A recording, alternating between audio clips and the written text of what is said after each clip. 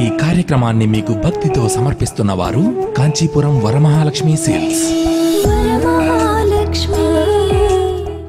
సాయి సర్వస్వం వీక్షిస్తున్న సాయి భక్తులందరికీ సమర్థ సద్గురు సాయినాథుడి యొక్క దివ్యమైన పరిపూర్ణమైన అనుగ్రహం లభించాలని మనస్ఫూర్తిగా ఆశీర్వదిస్తూ, నిజంగా సాయి లీలలు అనంతం, సాయి లీలలు అఖండం, సాయి లీలలు అద్భుతం, సాయి లీలలు అమోఘం, సాయి లీలలు లక్ష్య దిశ వైపు నడిపించే గొప్ప గొప్ప మార్గదర్శకత్వాలు. ఎంత మనం విశ్వసిస్తూ పోతామో అంత ఫలితాలు గొప్పగా ఉంటాయి. ఎక్కడ అనుమానం వస్తుందో అది ఫలితం కాస్త నిర్వీర్యమైపోతూ ఉంటుంది, శుభ ఫలితం కాస్త మారిపోతుంది. కాబట్టి విశ్వాసం అన్నది ఉంచినంత కాలము నువ్వు నమ్మినా, నువ్వు నమ్మకపోయినా, నువ్వు విశ్వసించినా విశ్వసించకపోయినా, అఖిలాండ కోటి బ్రహ్మాండ నాయకుడు రాజాదిరాజు యోగిరాజు పరబ్రహ్మ శ్రీ సచ్చిదానంద సమర్థ సద్గురు సాయినాథ్ మహారాజ్ సర్వకాల సర్వావస్థలయందు మనకు తోడుగా నీడగా ఉండటం అన్నది ముమ్మాటికి సత్యం, ముమ్మాటికి సత్యం. సమస్యల సుడిగుండంలో చిక్కుకున్నప్పుడు, అలజడిలో ఉన్నప్పుడు ఇవి వాస్తవమా అనే ప్రశ్న ఉదయిస్తూ ఉంటుంది మనలో.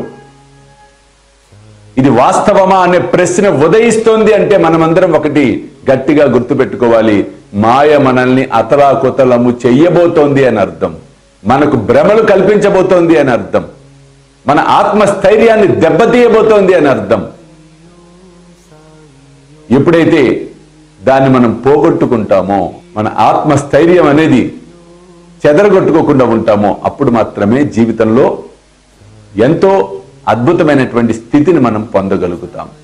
ఆ పరంపరలోనే ఈరోజు నిజంగా పడబోతున్న ఫ్యానును ఆపి ఒక నిండు ప్రాణాన్ని కాపాడిన సాయి.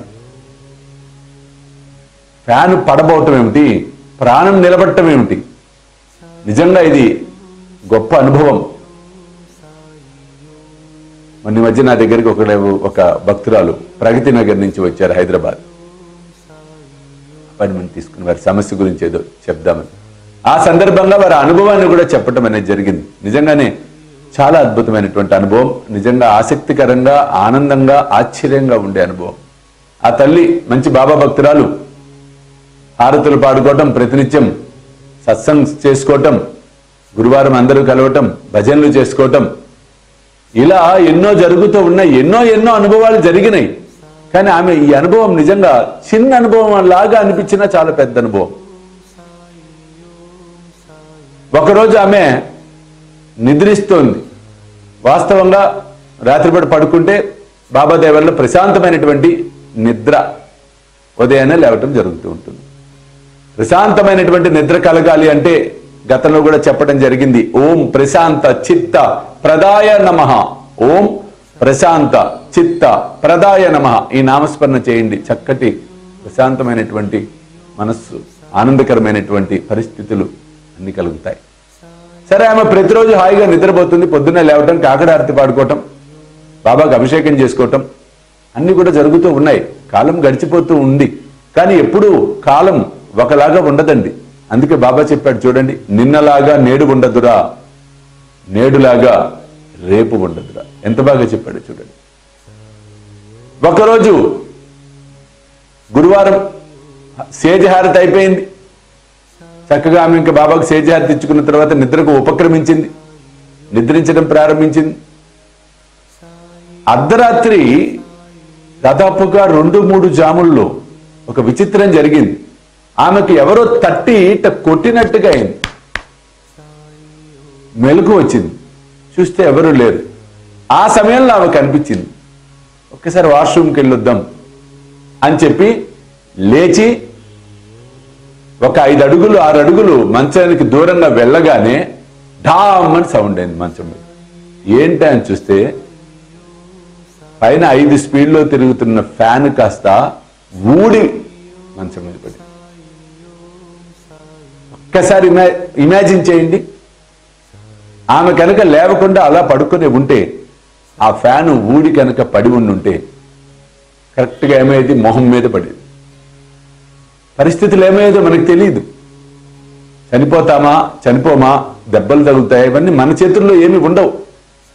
కొన్ని సందర్భాల్లో చూడండి, అరటికాయ తొక్క మీద కాలు వేసి కింద పడి చనిపోయిన వాళ్ళు ఉన్నారు, బ్యాక్ హెడ్ ఇంజరీ అయిపోయి. మరణం అనేది ఎలా వస్తుందో మనకి తెలియదు. కానీ ఈ కథలో చూడండి, బాబానే స్వయంగా ఆమెను తట్టి లేపాడు. ఎవరూ లేరు చుట్టూతో చూస్తే. ఆమె 5 అడుగులు వేసిందో లేదో, ఫ్యాను పట్టం ఏమిటి అంటే ప్రమాదము, ప్రమాద గంటికలు అన్ని ఆయనకి తెలుసు. మనం అనుకుంటాం బాబాకి ఏమైనా చెప్పాలేమో, మనం బాబాకి తెలియదేమో. సర్వము ఎరుకే, సర్వము ఎరుకే. ఎందుకు చెప్పుకోవాల్సి వస్తుంది మనం అంటే, ఎప్పుడైతే ఆయనకు విన్నవించుకుంటామో ఆ బాధ మనకి తగ్గుతుంది. అలా ఫ్యాను పట్టంతో ఉలిక్కి పడింది ఆమె. అప్పుడు అర్థమైంది, బాబా తండ్రి నువ్వేనా నన్ను లేపింది, నువ్వేనా ఇంత పెద్ద గండం నుంచి నన్ను బయటపడేసింది అని చెప్పి ఆనందమై బాబాకు నమస్కారం చేసుకొని అర్ధరాత్రి హారతిచ్చి నమస్కారం చేసుకున్నాడు. కాబట్టి ఎంత గొప్ప అనుభవమో చూడండి. ఇలా ఎంతో మందికి అనుభవాలు జరుగుతూ ఉన్నాయి, జరుగుతాయి, జరిగే తీరతాయి. కాబట్టి అటువంటి అనుభవాలు పోగు చేసుకుంటూ చక్కగా కథల రూపంలో, అనుభవాల రూపంలో మీ అందరికీ పంచే ప్రయత్నమే శ్రీ సాయి సర్వస్వం చేస్తోంది. మీ అందరి ఆదర అభిమానాలతో, సాక్షాత్ సాయినాథుడి అనుగ్రహంతో కోట్ల మంది సాయి భక్తులు వీక్షించే స్థితికి వచ్చింది ఈ రోజున శ్రీ సాయి సర్వస్వం. త్వరలోనే ఇంకా ఎన్నో అద్భుతమైనటువంటి కార్యక్రమాలతో మిమ్మల్ని సాయి భక్తి వైపు, సాయి దర్బార్ వైపు నడిపించే ప్రయత్నం చేస్తాం. చూస్తూనే ఉండండి శ్రీ సాయి సర్వస్వం యూట్యూబ్ ఛానల్, అలాగే సాయి విశ్వచైతన్య స్వామిజీ ఫేస్బుక్ ప్రొఫైల్. సర్వేజన సుఖినో భవంతు. సర్వం శ్రీ సాయినాథ్ అర్పణమస్తు. జై సాయినాథ్. ఈ కార్యక్రమాన్ని మీకు భక్తితో సమర్పిస్తున్న వారు కాంచీపురం వరమహాలక్ష్మి సిల్క్స్.